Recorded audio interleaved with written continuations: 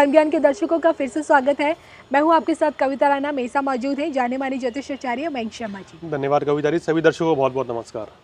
नववर्ष 2021 के मौके पर आज हम मयंक शर्मा जी के साथ एक ऐसे राजनीतिक खिलाड़ी की कुंडली का विश्लेषण करने जा रहे हैं जिन्हें राजनीति का मामा कहा जाता है। मंझे वे खिलाड़ी है और मध्य प्रदेश के मुख्यमंत्री हैं।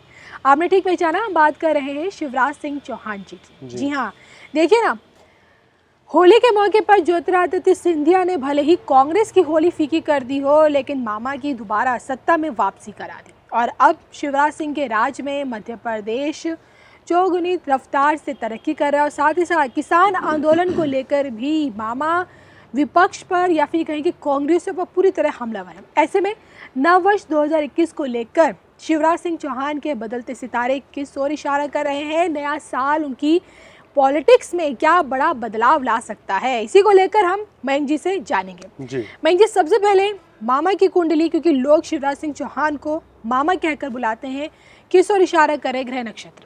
देखिए, इनका वृषभ लगन है और इनकी जो राशि बनती है मकर राशि है। लगन में ही मंगल है, सेकंड हाउस में, थर्ड हाउस में, फोर्थ हाउस में कोई ग्रह नहीं है। पंचम भाव में इनके राहु है, छठा भाव खाली है, सप्तम भाव में गुरु है, अष्टम भाव में शनि है, नवम भाव में इनका चंद्रमा है, दशम में सूर्य है और एकादश में शुक्र उच्च के होकर बैठे हैं। यानी लगन का स्वामी उच्च का है, जो कि अच्छा राजयोग दिखाता है। और 12वें घर में इनके कोई ग्रह नहीं है। तो ग्रह नक्षत्र की स्थिति इनकी इस समय बहुत ही बढ़िया चल रही है। और इनको अगर बात करें तो शनि में केतु की दशा है इनको। कुल मिलाकर इनके लिए समय काफ़ी बेहतरीन है। मकर राशि है, तो मकर राशि के हिसाब से अगर हम देखें तो 2021 इनके लिए काफ़ी अच्छा उपलब्धियों का होकर रहेगा। और ये एमपी के सीएम रहते हुए काफ़ी कुछ अच्छे काम करेंगे। कुछ नए कानून भी वहाँ ला सकते हैं, जनता की वाहवाही लूटेंगे और काफ़ी कुछ इनके लिए उपलब्धियों भरा ये वर्ष रहता हुआ नज़र आ रहा है सितारों के हिसाब से। मयंक जी, मैं ये जानना चाहती हूँ कि ग्रह नक्षत्रों के आधार पर कि आखिरकार मामा की कुंडली में सत्ता सुख के पीछे क्या ग्रह नक्षत्र है? क्योंकि देखिए ना, कांग्रेस ने कितनी मेहनत से मध्य प्रदेश में सरकार बनाई और देखते ही देखते पल भर में वहाँ पे कमल खिल गया। तो इसके पीछे के ग्रह नक्षत्र क्या कहते हैं? देखिए, इनकी जो ग्रह गोचर की जो स्थिति थी वो उस समय काफ़ी ख़राब थी, जिस समय ये वहाँ पर इलेक्शन हुए थे और सीएम बनते बनते ये कुछ सीटों से चूक गए थे। लेकिन जैसे ही वक्त का सितारा बदला, समय बदला, तो इनका भाग्य प्रबल हुआ और शनि की स्थिति के कारण इनको मुख्यमंत्री पद की दोबारा पदवी हासिल हुई है। और शनि जो है इस समय मकर राशि में चल रहे हैं, इन्हीं की राशि में 7.5 भी है। लेकिन ये शनि यहाँ पर राजयोग बनाकर बैठे हैं और इनका वृषभ लगन है, दशम के कारक हैं और भाग्य के कारक भी शनि है। और गोचर में इनके भाग्य स्थान में शनि चल रहे हैं लगन से और राशि से दशम भाव में, माफ़ कीजिएगा, नवम भाव में चल रहे हैं। इसी योग के कारण इनको मुख्यमंत्री पद की प्राप्ति हो गई और उच्च पद की प्राप्ति हो गई। क्योंकि कहते हैं कि गोचर में अगर शनि शुभ आ जाए और इनको इस समय शनि की महादशा भी है और शनि की तीसरे भाव पर दृष्टि भी है, जिसके कारण इनको ये उच्च पदवी तो पहले ही मिल जानी चाहिए थी। लेकिन सम रीज़न बीइंग उस समय ग्रह नक्षत्र कुछ ठीक नहीं कही जा सकते थे कि वो पदवी इनको मिलते मिलते रह गए और इस समय पर उनको वो मुख्यमंत्री की पदवी हासिल हुई है। उसके पीछे इनकी कुंडली के हिसाब से भी शनि का अहम योगदान है। मयंक जी, क्या लगता है कि 2021 इनकी पॉलिटिक्स को लेकर कैसा रहेगा? देखिए, 2021 इनकी पॉलिटिक्स में नया आयाम छुएगा। इनके यश में वृद्धि होगी, इनका काम करने का तरीका और भी बेहतर हो जाएगा। और कुल मिलाकर जैसे इनका शुक्र बहुत बलवान है, शुक्र की पंचम भाव पर दृष्टि भी है, तो वही इसके कारण कह सकते हैं कि जनता का पूर्ण सहयोग इनको मिलता रहता है और आगे भी मिलेगा। जनता के लिए कुछ नए कानून भी ये इस समय ला सकते हैं और कोई आरोप प्रत्यारोप का कोई ऐसा दौर इस वर्ष इनके ऊपर नहीं लगेगा। तो कुल मिलाकर 2021 जो है इनकी कुंडली नक्षत्र के हिसाब से बहुत ही बढ़िया रहने वाला है। और जहाँ तक बात करते हैं, क्योंकि इनका भी वृषभ लगन है, इसलिए ये भी मेहनती हैं, जनता के प्रति बहुत ज़्यादा ये डेडिकेटेड रहते हैं हमेशा अपने काम को लेकर। उच्च के शुक्र होने के कारण इनके अंदर एबिलिटी है। हम कहते हैं कि जैसे किसी कलाकार के अंदर एबिलिटी होती है, कुछ उसी तरह के एंटरटेनर ये शिवराज सिंह चौहान जी भी हैं। आपने देखा हो, चाहे संगीत गाना प्रोग्राम में गुनगुनाना, ये सब इनकी आदत है। तो कहीं ना कहीं शुक्र के उच्च होने के कारण इनको बहुत बड़ा लाभ मिलता है। शुक्र सुख समृद्धि का कारक माना जाता है, सत्ता का कारक भी माना जाता है, ऐश्वर्य का कारक माना जाता है। जी। तो कहीं ना कहीं प्रोस्पेरिटी, नेम फेम या उच्च पदवी इनके आसपास बिल्कुल आके रहती है। इस चीज़ का सौभाग्य इनको कुंडली के हिसाब से बिल्कुल मिलता है।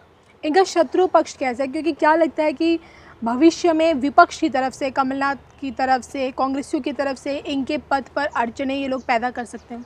देखिए, अगर बात करें तो 15 जनवरी से लेके 15 मार्च तक का समय रहेगा जो थोड़ा सा इनको सावधानी का बिताना पड़ेगा।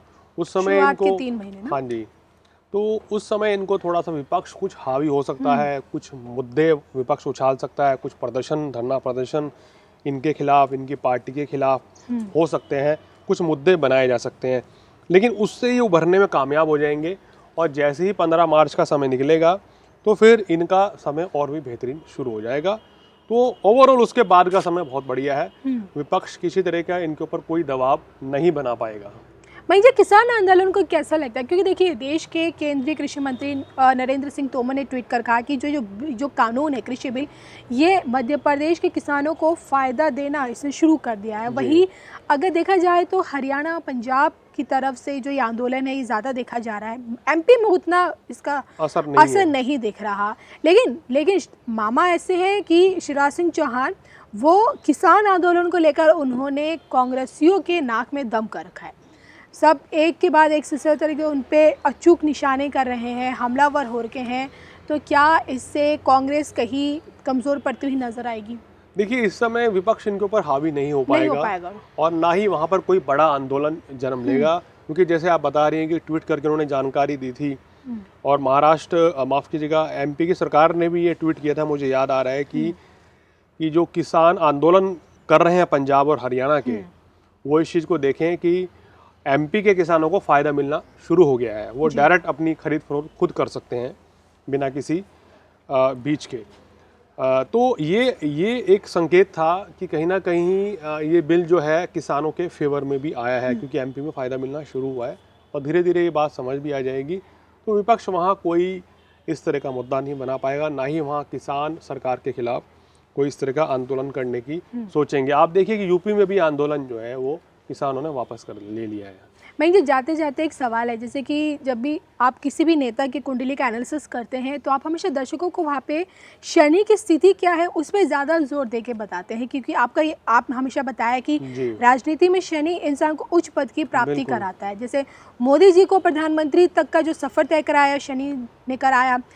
योगी आदित्यनाथ की कुंडली का एनालिसिस भी आपने किया, जिसमें आपने बताया कि उनके भी प्रधानमंत्री बनने के योग है। अब देखिए ना, मामा की कुंडली में शनि के कारण उनकी दोबारा सत्ता में वापसी हो पाई। क्या लगता है मामा जी मुख्यमंत्री से प्रधानमंत्री का सफर भविष्य में आगे लगती है संभावनाएं आपको कहीं? देखिए, इनकी कुंडली में ये जो राज्य स्तर की कुंडली का राजयोग जबरदस्त है, ना कि केंद्रीय स्तर पर। जी, ये जरूर हो सकता है कि आने वाले समय में केंद्रीय मंत्री ये बन जाए, कैबिनेट में जगह मिल सकती है, लेकिन ये प्रधानमंत्री पद के लेवल तक तो नहीं, उस लेवल पे कुंडली जा रही है।